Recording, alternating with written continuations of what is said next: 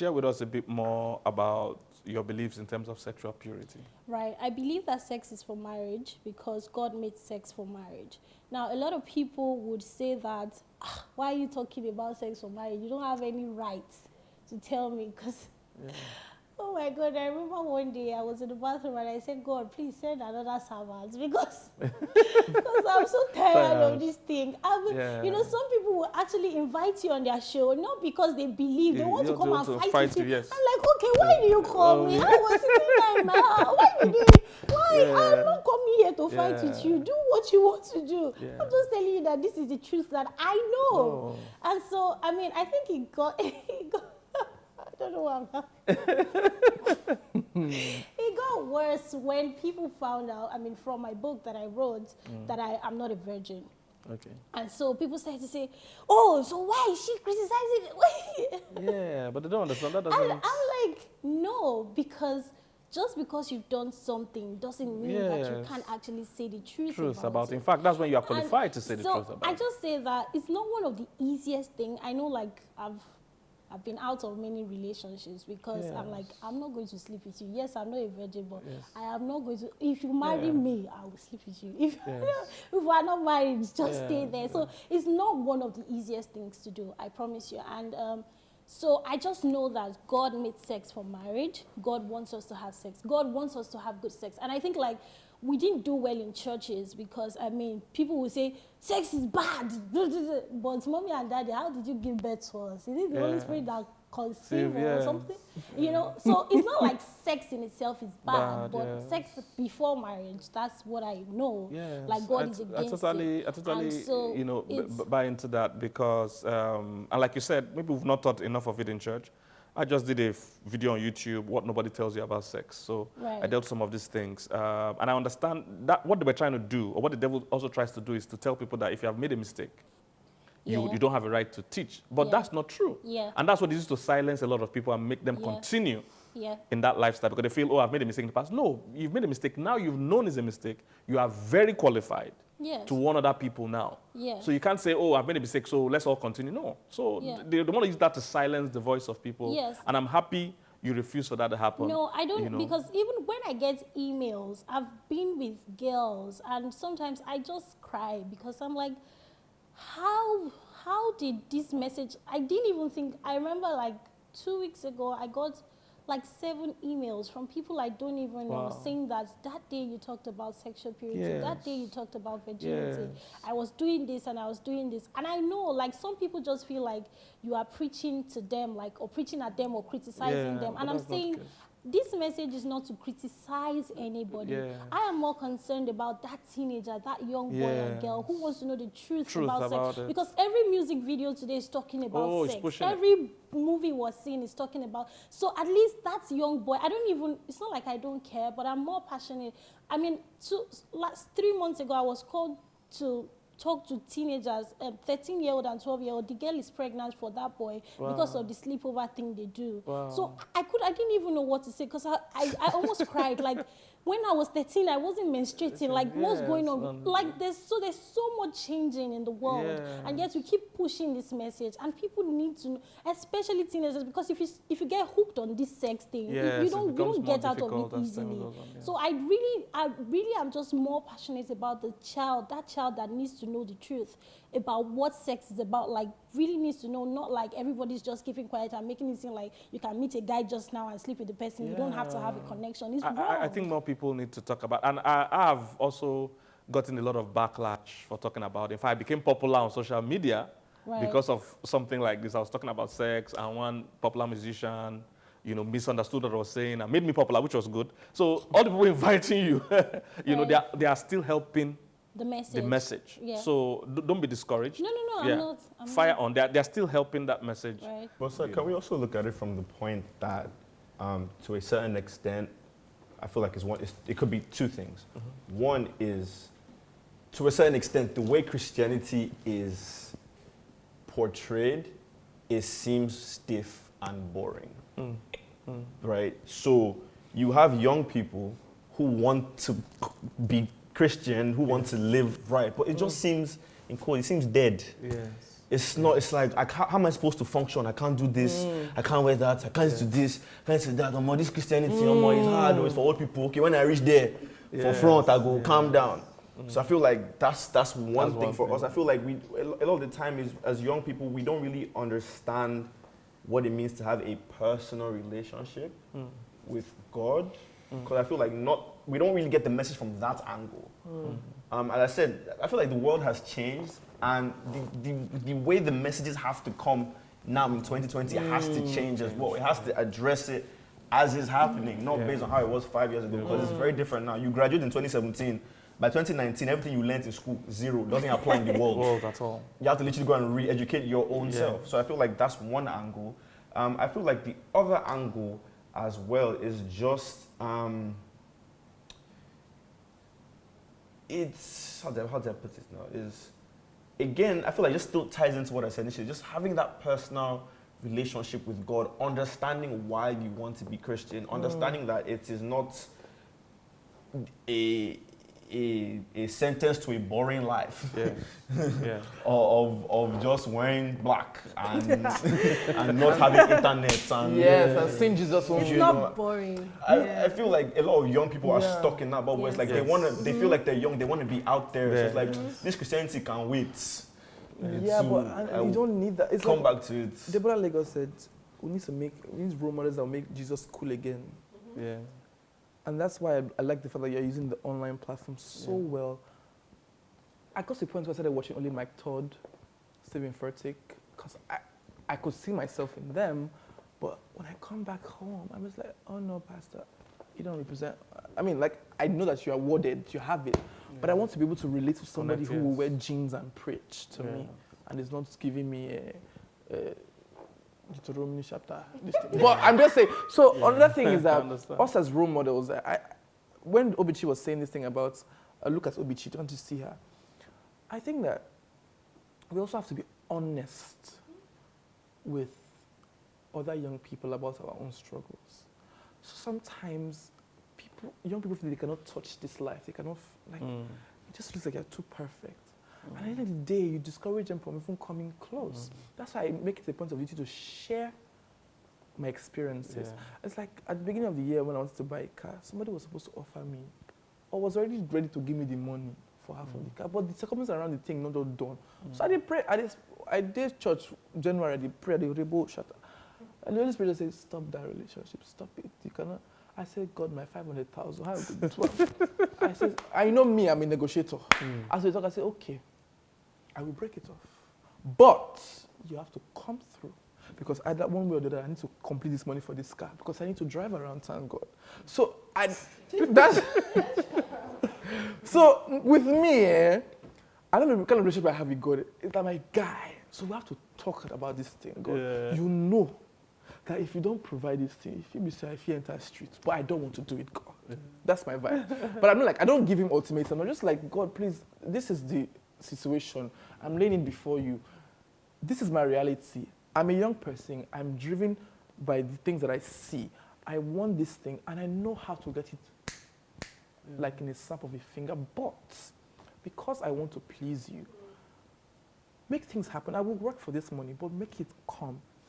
It came later, but it came much later. But I was happy that I was able to share with my other friends that this was my situation in January.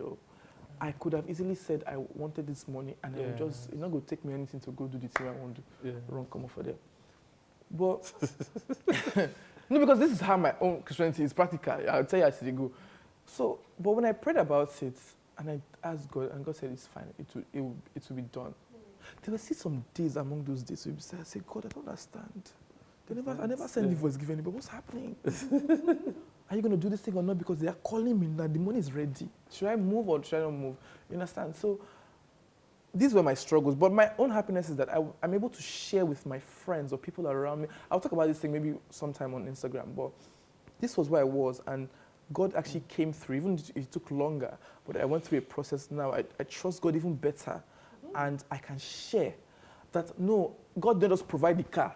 But I went through these struggles. I was making these decisions, because I think a lot of young people or young Christian role models don't tell you the truth. They don't say, I'm keeping safe, I'm closing, I'm celebrating, I'm this. Darling, we know that you're not keeping, it's not, we know that this thing is not easy. We know, because if the same body I have that you have, we know that this is not easy. Tell us the truth. Tell us your struggles. Let us know that there's also strength in Christ, that you can actually reach to God. I was telling Juliana this day, I was broke yesterday, my tire burst. I was going through it. I went to God and the Christ, God, I'm tired. And there I just found comfort. God started showing me things. I sat down in my house, I turned on my air condition, I put on Netflix, and God said, look at your life. Before they said, you walk out on that song, you see this on Netflix, calm down, you feel the tire. And that's it. But that's my reality. But I don't think young people or people who we look up to tell us these stories to encourage us enough. That's what I think that young people should do, or people who are in authority or who shepherd young people. That's my own 2 cents. Wow, that's powerful. And I like how Olumide painted it. So as we begin to round up, but have you dated a celebrity before?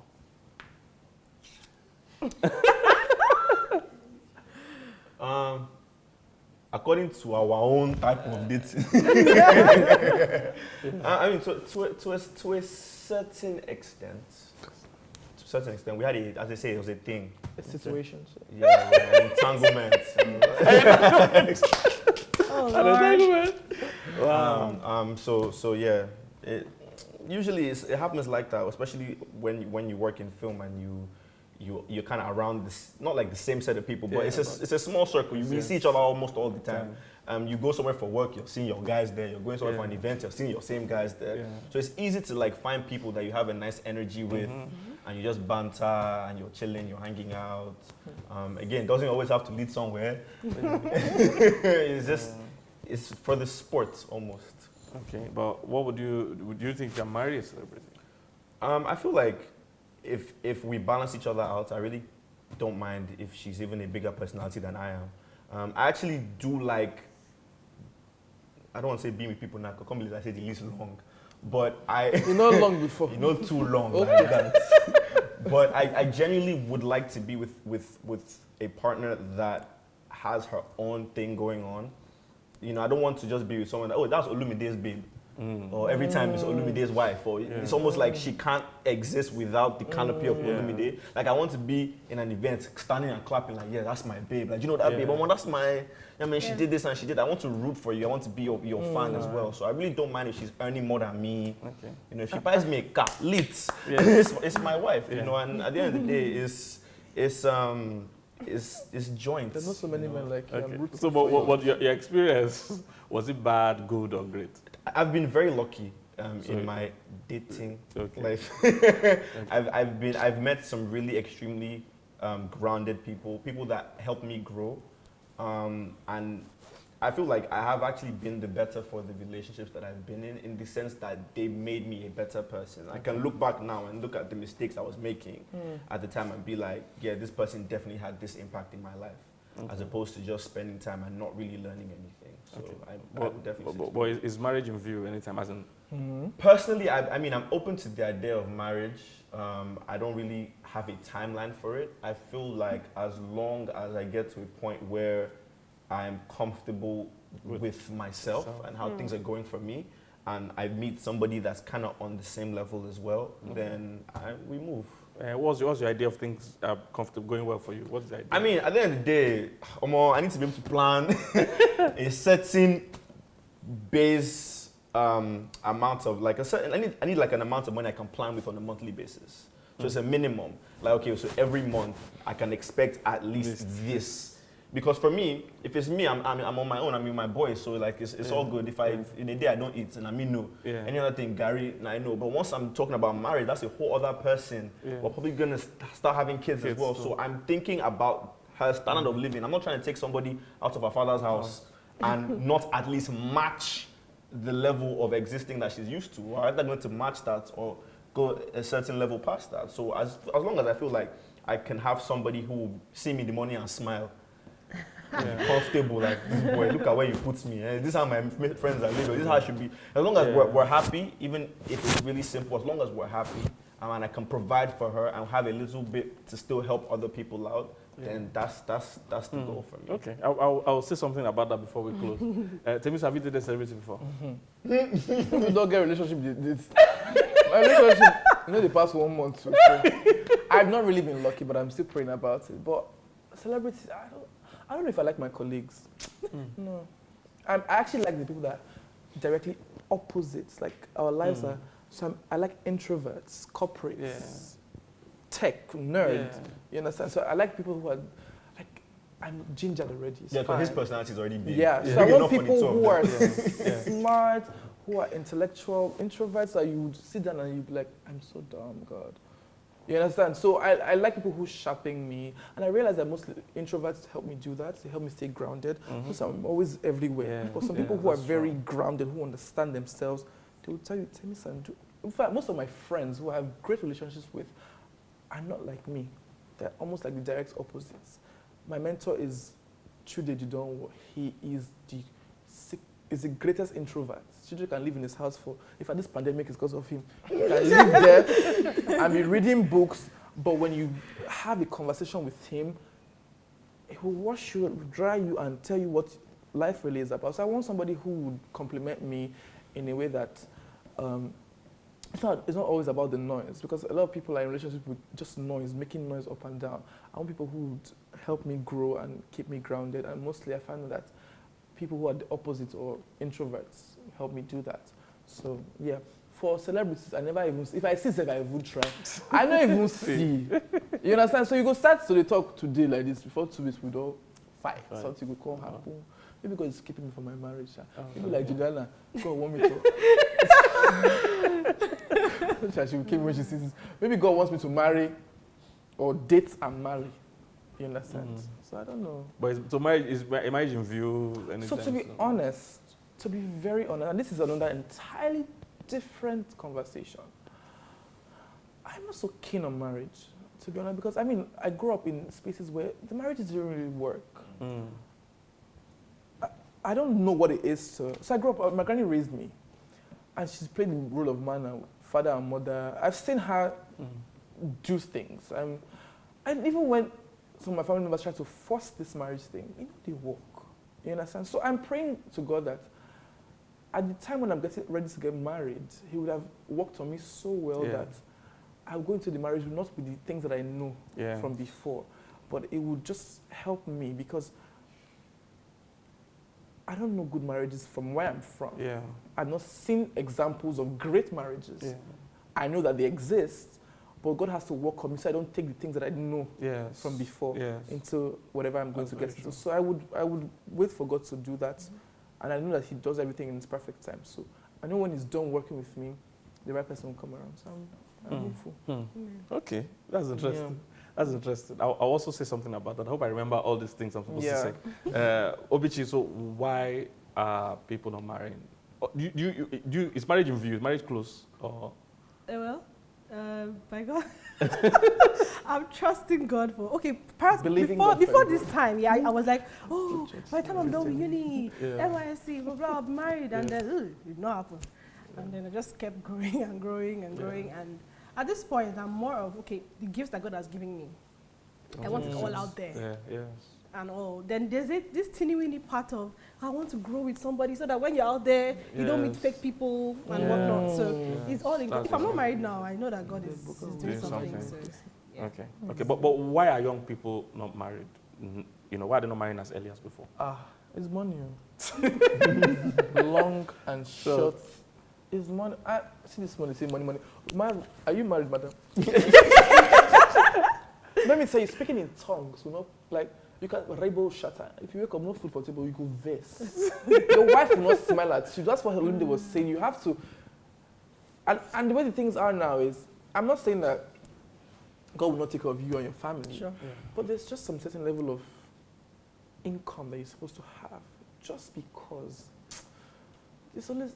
Speaking in tongues can only do a little, not so much. Like you pray, God will touch your heart, but you need money, and there's so much expectation. And now it's not like before, where women look forward to getting married as the cap for their lives. So if a woman gets married for her, it's not an achievement these days. which used to be the thing before. Once you don't marry the husband. So that's the highest. So now, women even want to wait till they're 35 to say, I have crossed all the T's, I've dotted the I's, I've achieved what I wanted to do with myself. It's not just my husband who is the head of the home. There are women who are leading businesses, who are unmarried. And the narrative is changing now. So at 23, they will just ship you off to one man's house and say, oh, she has gone, thank God she's married. But now, a 23-year-old now is telling you that, I'm going for my master's, I'm so sorry, I cannot have this conversation with you. If you really want this marriage to happen, I'm going to wait until I get all the things that I want to get. I think it's more about women now. And men, actually, it's not even just men. Before they say men, oh, they're not ready. But even women now, they're telling you that I have to get to some level first. We can date, we can be in a relationship, but I need to be successful, because even these days, you find that the family is held up by both the man and the woman, because it's not even easy to run a family on just the man's income these days. So it's money at the end of the day, long and short, it's money. Okay. You agree with them? I mean, definitely the financial aspect is definitely a thing, but I also feel like, as I mentioned earlier, like the value system has changed over time. So the significance attached to the institution of marriage has been watered down. So it's not that important anymore. We have people that excuse me. We have people that don't mind being single parents. We have people that probably don't even want to have kids at all. So it's really not that big a deal anymore. It's just marriage. I mean, there's people now who have been married like 3 or 4 times just because if it's not working, I don't have to stress myself to fight for it. This fight, let's just leave. I'll marry again. It's more like an extended relationship now. So the same way people can walk into a thing where you're just dating and walk out, it's kind of the energy they maintain towards marriage. I feel like over time people are just like, marriage is stressful. Let me just be living out of bondage. Nice.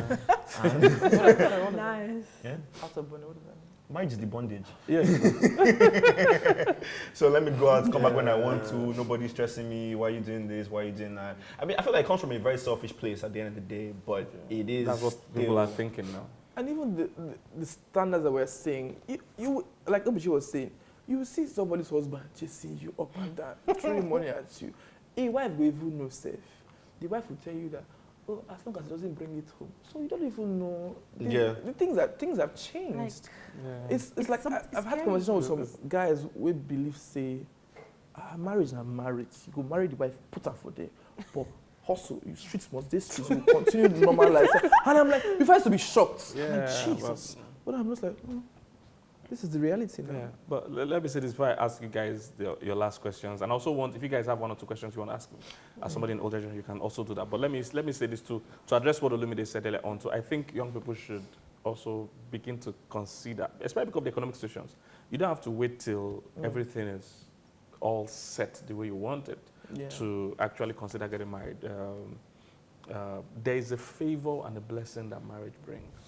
The Bible says 2 are better than 1. And it's true. When 2 people come together and work together and believe and dream together, things move faster. But most people make the mistake of this kind of thing you're saying. They want to wait till they get everything together. The challenge with that is that when you get those things together, you are now going to attract people that like you for that, all the things being together and not for who you are. So you see more marriages are failing now because you're a mega star. Everybody likes you. Everybody sees the comfort. So it's going to be more difficult for you to pick somebody. Secondly, trust me, if you are planning to have children, the earlier you have them, the better. Because you bridge the generational gap, you can play with them and do things with them. As you get older, there are some things you shouldn't be dealing with when you are in your relaxing days. You shouldn't be thinking about school fees and thinking about some kind of, your children want to jump with you and you can't jump at that age. Things like that. If you plan how to have them, even for your wife too, then like I said, most women, good women really would like to grow with you. So it's good to decide what you want and start on time. There are some things that are waiting on the other side of marriage. Right. So you pushing the marriage, you're actually also just pushing those things. Because some blessings, if they come to you too early when you're not married, if you are now, as you're here now, imagine you shoot a Hollywood movie, you have cars, you're going to have baby mamas. That's what's going to happen. And it's happening in our music industry. Because that level of stardom, that level of money, trust me, if you don't get hooked on drugs, if you don't start having baby mamas, you'll be on social media for one scandal every month. So if some of those guys, you notice that the money came a bit too early, they were not mature to handle. So what Temisan said is good because he knows his personality. You actually do well with somebody that would keep you grounded. So you're very on point. Because that's part of my next questions in terms of your spec. It's good to know yourself. That will help you know the kind of person. So you're on point because you need somebody that will keep you, grounded.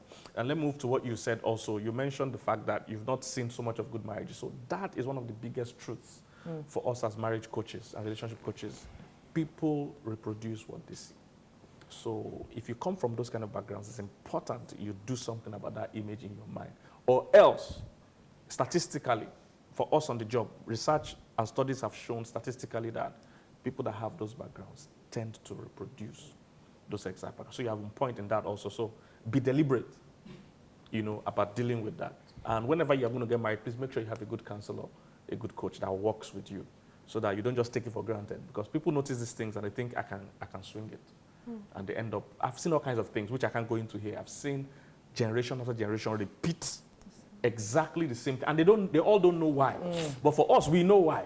And it could have been stopped. So I still beg some of my friends today that want to leave their marriage or have left their marriage. I said, look, this battle you think this is the way to solve it, you have just passed it to your kids. The battle is not over. You have passed it to them. So if you know what is right, think twice before you leave that marriage. Think well. Yes, I know there's some very toxic marriages, but think well if there's a way to work it out.